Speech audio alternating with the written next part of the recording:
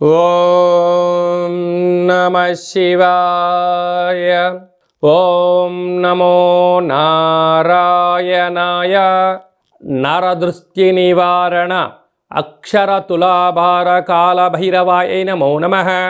హరి ఓం. ఆదిత్యాయ సోమాయ మంగళాయ బుధాయ చ గురు శుక్ర శనిభ్యశ్చ రాహవే కేతవే నమో నమః. ఓం కాళకాలాయ విద్మహే కాళాతీతాయ ధీమహి తన్నో కర్మ నివారణ నరదృష్టి నివారణ కాళభైరవాయ నమో నమః. హరి ఓం. మా ఛానల్కి స్వాగతం. చూస్తున్న వీక్షకులకు ప్రేక్షకులకు ప్రియ కాళభైరవ భగవద్బంధులకి స్వాగతం పలుకుతూ సనాతన ధర్మ సంరక్షకులకి అలాగనే జ్యోతిష అభిమానులకు అందరికీ కూడా ముందస్తుగా తెలుగు ఉగాది పండగ శుభాకాంక్షలు. శ్రీ విశ్వావసునామ సంవత్సరంలో అందరికీ శుభాన్ని, జయాన్ని, లాభాన్ని, ఆయురారోగ్యాలు ప్రసాదించాలని మనసారా కాళభైరవ స్వామి వారిని వేడుకుందాం. ద్వాదశ రాశుల్లో గ్రహ గమనాలు వీక్షింపచేద్దాం. వృషభ రాశిలో దేవగురు బృహస్పతి సంచార స్థితి, కన్యరాశిలో కేతు సంచార స్థితి, మీనరాశిలో శని రాహుల సంచార స్థితితో ఉగాది పండగ ప్రారంభం అవుతుంది. అదే కాకుండా ఈ సంవత్సరము మనకు మే నెలలో రాహుకేతులు మారడం, అలాగనే దేవగురు బృహస్పతి మిథున రాశిలోకి సంచారం చేయడం జరుగుతుంది. తెలుగు ఉగాది పండగ శ్రీ విశ్వావసునామ సంవత్సర పంచాంగ శ్రవణ మహోత్సవ కార్యక్రమంలో కుంభరాశి వారికి ఎలా ఉండబోతుందో ఈ వీడియోలో సవివరంగా సంపూర్ణంగా తెలుసుకుందాం. కుంభరాశిలో ఏ నక్షత్రాలు వస్తాయి అనగా ధనిష్టా నక్షత్రంలోని 3వ పాదం, 4వ పాదం, శతభిష నక్షత్రంలోని 4 పాదాలు, పూర్వాభాద్ర నక్షత్రంలోని 1, 2, 3 పాదంలో కలిపితే కుంభరాశి అవడం జరుగుతుంది. చాలామందికి పుట్టినటువంటి కాల సమయంలో డేటా బర్తులు లేనటువంటి కారణం వలన పేరు యొక్క మొదటి అక్షరాన్ని అనుసరిస్తూ ఆ రాశిని తెలుసుకునే ప్రయత్నం చేద్దాం. గు, గే, గో, సా, సి, సు, సే, సో, ద అక్షరాల వారందరూ కుంభరాశి జాతకులే. కుంభరాశి యొక్క అధిపతి శని భగవానుడు. వీరి ఆదాయ వ్యయాన్ని మనం గమనించినట్లయితే ఆదాయం 8, వ్యయం 14.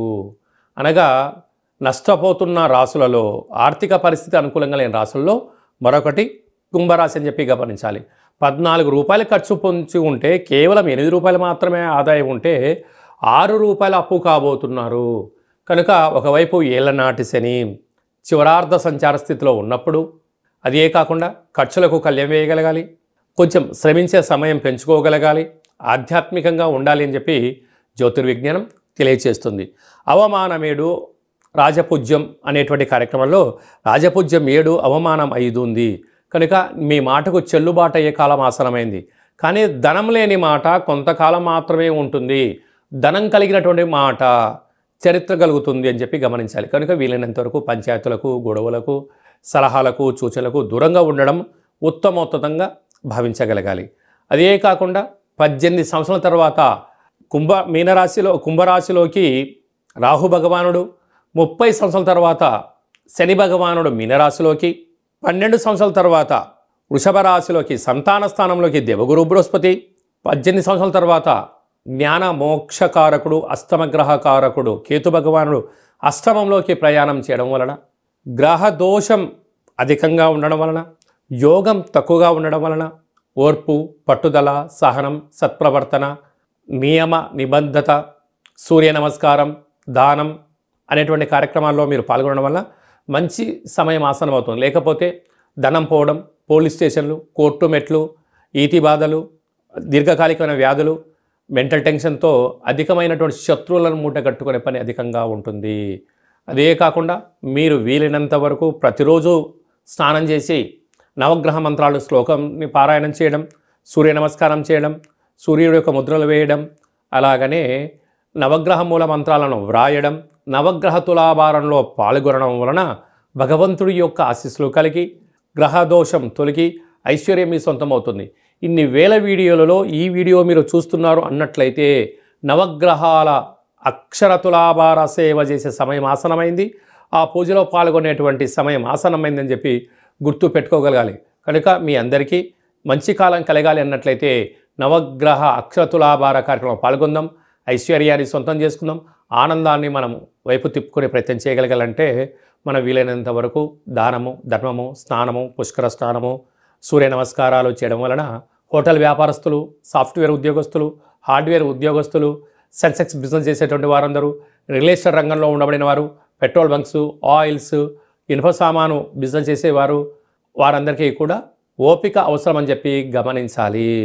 శ్రీ విశ్వావసునామ సంవత్సరంలో రాజు సూర్యభగవానుడు, మంత్రి చంద్రభగవానుడు అవ్వడం వలన ఈ సంవత్సరం ఎర్రటి పంటలకు, ఎర్రటి ధాన్యానికి, ఎర్రటి వస్తువులకు, ఎర్రటి నేలలు, అనేక రకాలమైనటువంటి రాజకీయ ధురంధరులకు చాలా మంచి కాలం అని చెప్పవచ్చు. గ్రామ, రాష్ట్ర, దేశ, ప్రపంచ స్థాయిలో ఎదగాలి అనుకుంటున్న వారికి కష్టే ఫలి, అంటే ఎవరైతే కష్టపడతారో వారు అద్భుతమైన విజయాలు ఈ సంవత్సరం మీ సొంతం చేసుకోవడానికి అవకాశం ఉంటుంది.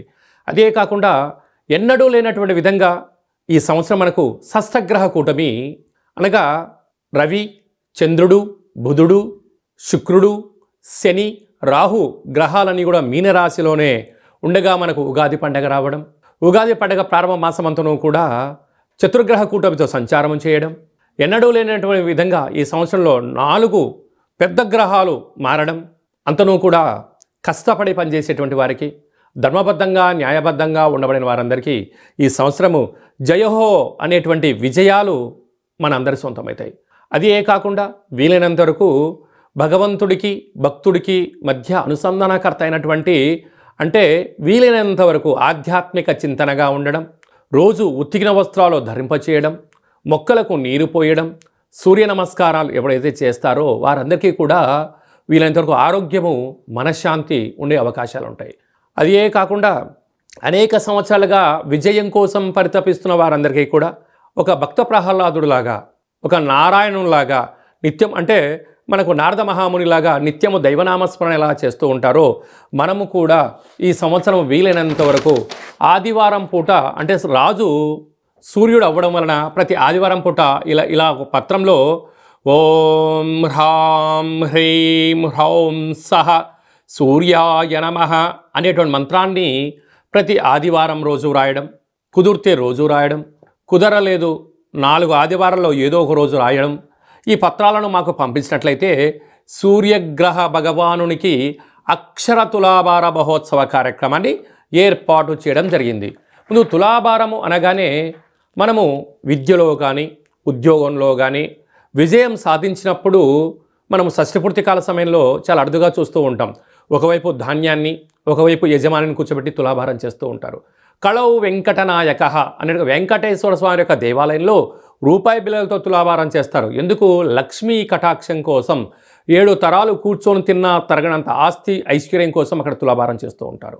తెలంగాణ రాష్ట్రంలో గిరిజన జాతర అయినటువంటి సమ్మక్క సారక్క దేవాలయంలో బెల్లంతో తులాభారం చేస్తారు.